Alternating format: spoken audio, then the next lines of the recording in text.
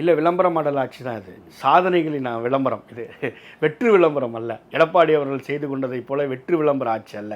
தனக்குத்தானே நிகழ்ச்சி நடத்தி, தனக்குத்தானே பச்சை துண்டு போட்டுக்கொண்டு, தனக்குத்தானே விவசாயிகளின் பாதுகாவலன் என்று பட்டம் கொடுத்துக் கொள்கிற முதலமைச்சர் அல்ல.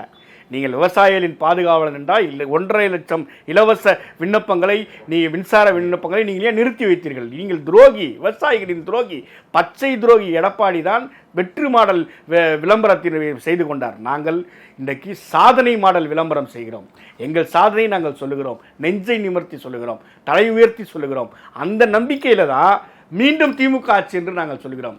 நாங்கள் மட்டும் சொல்லவில்லை, தமிழ்நாட்டு மக்கள் சொல்கிறாங்க. நீங்கள் களத்தில் இருக்கிறவர்களுக்கு தெரியும். தமிழ்நாடு களத்தில் இன்றைக்கு திமுக மட்டும்தான் இருக்கிறது.